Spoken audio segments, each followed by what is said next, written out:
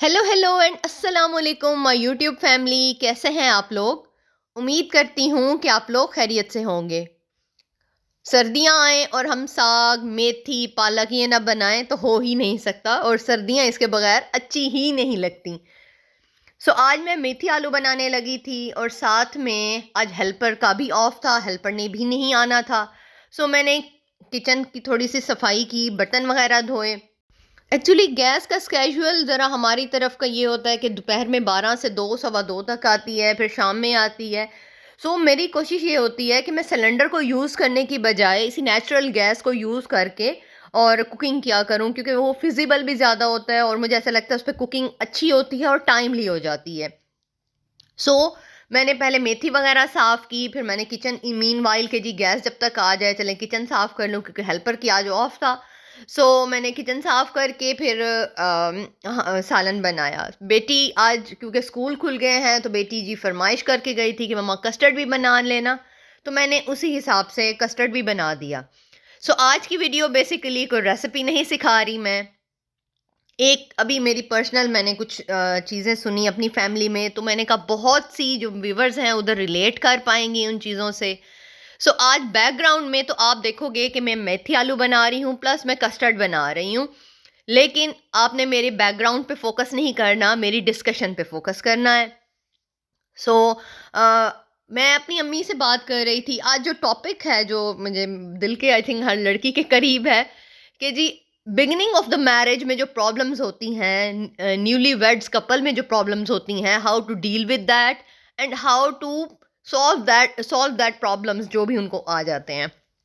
मैं अपना एक्सपीरियंस ज़रूर शेयर करूँगी, क्योंकि मेरी अम्मी से 1-2 दिन पहले बात हो रही थी। मेरी अपनी फैमिली में कज़न है, उनकी शादी हो के वो गई हैं जी पिंडी। सो उनसे बात हो रही थी अम्मी की, उनकी मदर से। तो वो बता रही थी बेटी के प्रॉब्लम्स के, क्योंकि 2 माह पहले उनकी शादी हुई है, तो वो और कहीं न कहीं मुझे अपना टाइम याद आ गया कि जी किस तरह से हर लड़की, आई थिंक हर लड़की करती है, चाहे वो अरेंज मैरिज हो, चाहे वो लव मैरिज हो, चाहे वो कज़न मैरिज हो। बिगिनिंग ऑफ द शादी में अर्ली प्रॉब्लम्स हर लड़की और हर लड़का फेस करता है। ऐसा नहीं कि जिस लड़कियां ही प्रॉब्लम फेस करती हैं, बॉयज़ को भी प्रॉब्लम होते हैं। ये मेरी वीडियो आज उन बहनों के लिए और कहीं ना कहीं उन भाइयों के लिए भी है जो इस फेज से गुजर रहे हैं। मैं अपना थोड़ा सा एक्सपीरियंस आपने शेयर करूंगी, थोड़े बिगनिंग ऑफ द लाइफ अपनी शेयर करूंगी। I am the only daughter of my parents. मेरे से बड़े 2 भाई हैं और मेरे में और भाइयों में 13 ईयर्स का गैप है।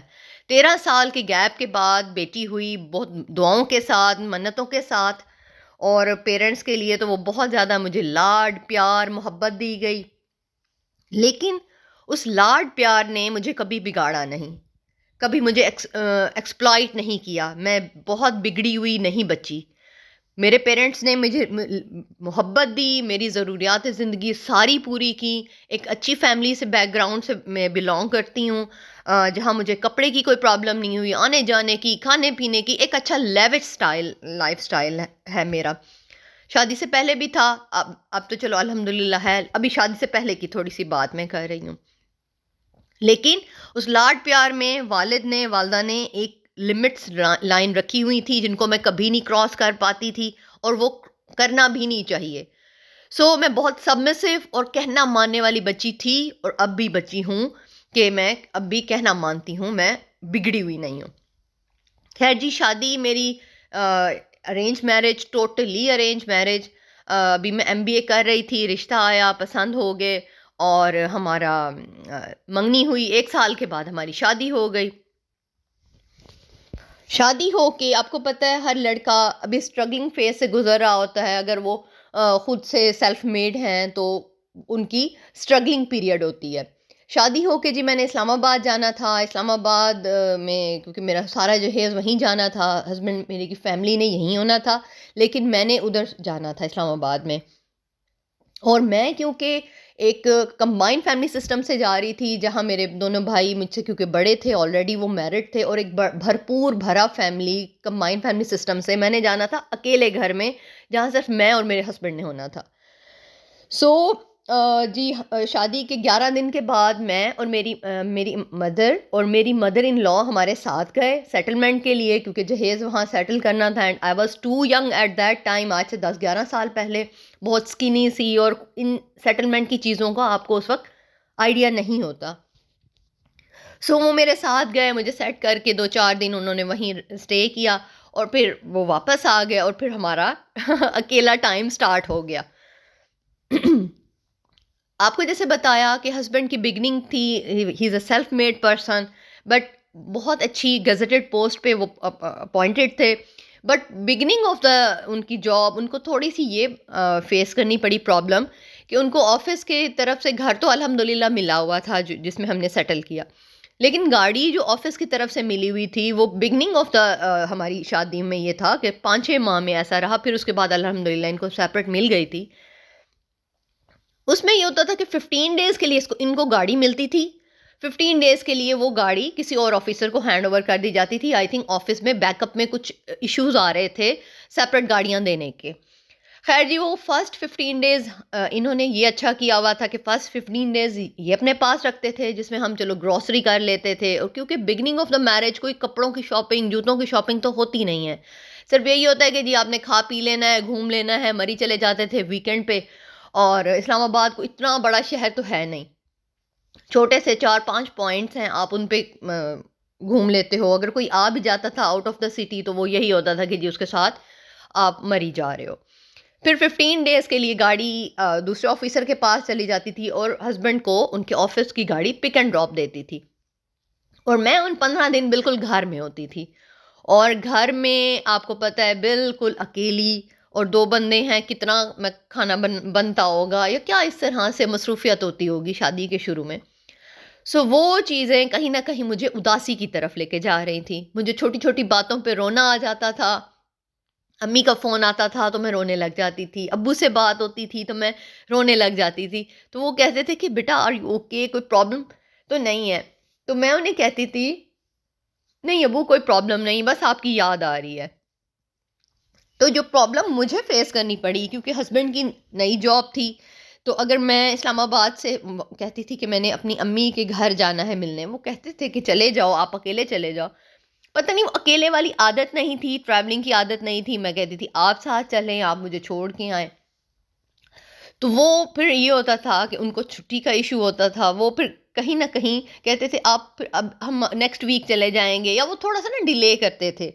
अच्छा, अब चीज़ें उस वक़्त ना शायद आपको वो बुरा लग रहा होता है कि जी मेरी बात नहीं मान रहे, हम इस चीज़ में हमारी बहस भी हो जाती थी, नाराज़गी भी हो जाती थी।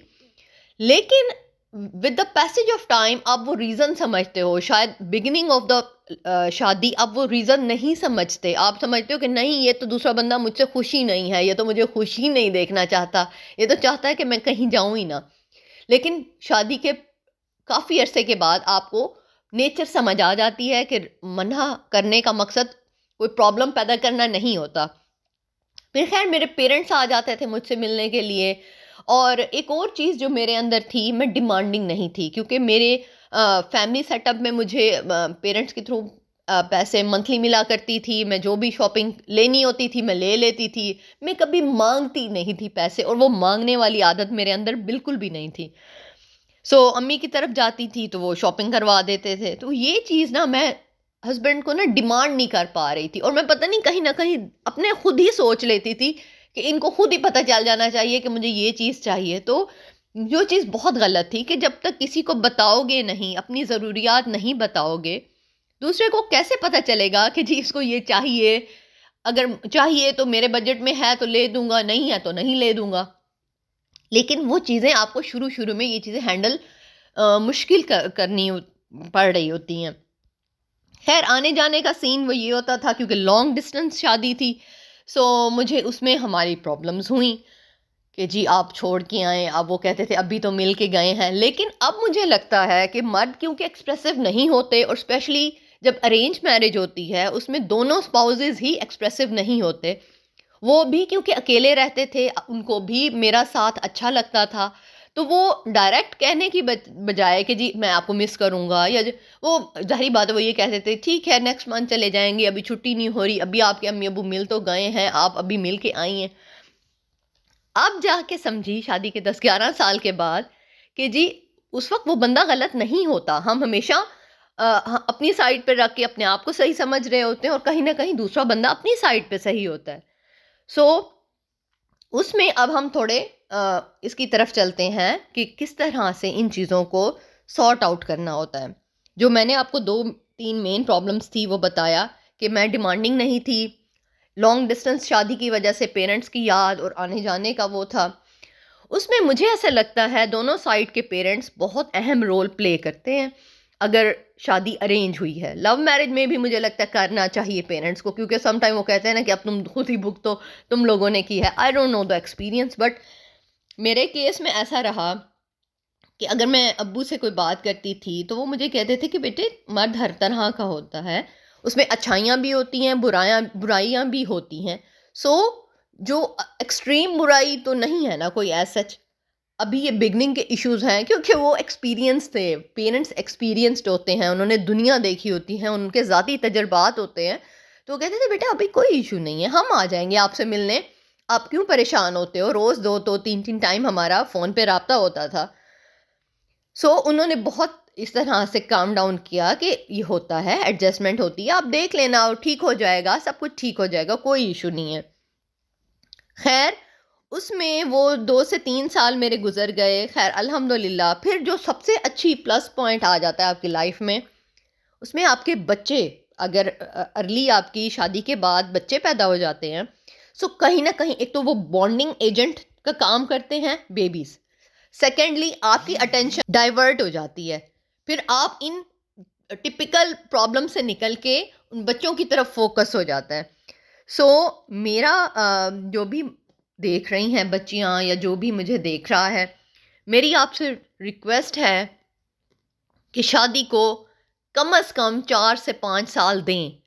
लड़कियों से मैं कह रही हूँ, क्योंकि ये एक हकीकत है, आप किसी भी क्लास से बिलोंग करते हो, कंप्रोमाइज़ लड़की ने ज़्यादा करना होता है कंपैरेटिवली लड़के के, ये एक हकीकत है। आई डोंट नो आप लोग इससे एग्री करते हो कि नहीं करते। हाँ, कोई एक्सट्रीम इशू नहीं है, कोई अब्यूसिव रिलेशन नहीं है, कोई अब्यूसिव फीलिंग नहीं आपको आ रही, वो अनदर इशू है, ठीक है। लेकिन छोटी छोटी बातों पे अब हम याद करते हैं उन बातों को, क्योंकि 10-11 साल हमारी शादी को, तो हम हंसते हैं कि यार अच्छा हम इस बात पे लड़ा करते थे। अब तो वो बातें मैटर ही नहीं करती। अब तो शायद कभी वो मुझे कुछ कह भी देते होंगे तो अब मुझे पता है कि जी ये मजाक है, ये हैप्पी है, या मैं उन्हें कुछ कह देती हूँ तो वो उसको हैप्पी होते हैं, मजाक समझते हैं, क्योंकि अब हम एक दूसरे को जान गए हैं। शुरू में हम एक दूसरे को नहीं जानते, चाहे आपकी किसी अरेंज मैरिज हो, लव मैरिज हो, कज़न मैरिज हो। जब शादी होती है ना, नेचर डिफरेंट होती है। आप अपनी चाहे खाला के घर भी शादी के करके जाएं तो सेटलमेंट एडजस्टमेंट टाइम आपको लगता है। सो वो 4 साल आप निकाल लें, उसके बाद मैं आपको गारंटी कह रही हूँ वो वक्त भी आता है जब लड़की सबसे ज़्यादा स्ट्रांग होती है। ये मैं आपको 10 साल के एक्सपीरियंस के बाद कह रही हूँ और बहुत कॉन्फिडेंटली कह रही हूँ कि अगर आप 4 से 5 साल लाइफ के शादी को दे देंगे, थोड़ा सा सब्र करके, सब्र भी मैं आपको कह रही हूँ ना, एक्सट्रीम कोई प्रॉब्लम ना हो, अब्यूसिव कोई प्रॉब्लम ना हो, उसके अलावा छोटी छोटी बातों को अगर आप दिल से लगा के घर में जाके शिकायतें करेंगे, मुझे ऐसा लगता है एक और चीज़ दोनों साइड को, लड़के के भी और लड़की की भी, कि जहाँ तक हो सके अपनी बातें अपने पेरेंट्स तक कम पहुँचाएं। क्योंकि जब आप पहुँचाओगे तो मियाँ बीवी तो कहीं ना कहीं एडजस्ट हो जाएंगे, लेकिन दोनों साइड के पेरेंट्स के दिल के अंदर वो कहीं छोटे से ग्रजेस ना रह जाए। ऐसी लड़कियां फिर बहुत प्रॉब्लम फेस करती हैं कि जब वो खुद तो सेटल होना चाह रही होती हैं, लेकिन उनकी फैमिलीज के थ्रू, क्योंकि वो इतने ग्रजेस उन तक पहुंच चुके होते हैं दोनों साइड के, कि वो फिर थोड़ा सा गैप आ जाता है। सो मेरी लड़कों से भी और लड़कियों से भी, नए शादीशुदा जोड़ों से रिक्वेस्ट है कि अपने प्रॉब्लम्स को खुद सॉल्व करने की कोशिश करें। पेरेंट्स आते हैं तो वेल एंड गुड है, अगर आपको लगता है आप नहीं हैंडल कर पा रहे तो पेरेंट्स भी पॉजिटिवली, लड़के के साइड के भी और लड़की के साइड के भी, उनको एक दूसरे के अगेंस्ट नहीं करना कि जी नहीं नहीं तुम्हारी बीवी में तो ये फ्लॉज है, नहीं तुम्हारे बेटे में तो ये फ्लॉज है, नहीं तुम्हारे हस्बैंड। प्लीज़ ये पेरेंट्स बहुत अहम रोल प्ले करते हैं। और मेरे पेरेंट्स ने, यकीन करें, इकलौती लाडली बेटी होते हुए भी मुझे हमेशा समझाया। मुझे वो नहीं किया कि जी नहीं आप यूं कर लो, तो आ जाओ तो हम कर लेंगे, हमसे मिलने आ जाओ तो हम पे कर देंगे। कभी नहीं ऐसा किया। उन्होंने कहा जब आ सको, नहीं तो हम आ जाएंगे आपसे मिलने के लिए। मेरे भाई आ जाते थे अपने बच्चों के साथ एंजॉय करने के लिए, और एक अच्छा सा हम टाइम गुजारते थे। सो शादी के वो 4 साल मुश्किल एडजस्टमेंट में लगे, बच्चे आ गए, बच्चों की वजह से इन्वॉल्वमेंट बढ़ी। नाउ अब लाइफ बहुत अच्छी है। और ये आप यकीन करें, शादी के अभी 10 साल हुए हैं, 15 साल के बाद, 20 साल के बाद सिचुएशन रिवर्स हो जाती है। The game is in your court हो जाती है, बॉल आपकी कोर्ट में आ जाती है, आप ऑल इन ऑल होते हो। फिर हस्बैंड भी आप पे बहुत डिपेंडेंट हो जाते हैं, क्योंकि एक दूसरे की इतनी आदत, इतनी ज़रूरत, इतनी मोहब्बत हो जाती है एक दूसरे के साथ की, कि फिर औरत ज़्यादा पावरफुल हो जाती है कंपैरेटिवली मर्द के, क्योंकि फिर मर्द आपको आपकी ज़रूरत होती है अपनी बीवी की। सो मुझे अपना ज़रूर बताइएगा। अपना एक्सपीरियंस मैंने शेयर किया, मेरी कमेंट्स में ज़रूर आके अपने एक्सपीरियंसेस शेयर कीजिएगा। बताइएगा कि आपका कैसा ये बिगनिंग रहा, मेरी बातों को बताइएगा कि आपको अच्छी लगी, और क्या मैं ठीक कह रही हूँ। ज़रूर फीडबैक दीजिएगा कमेंट्स में आगे। चैनल को लाइक कर लीजिएगा, सब्सक्राइब कर लीजिएगा, और अपना बहुत सारा ख्याल रखिएगा। अल्लाह हाफिज़ एंड टेक केयर।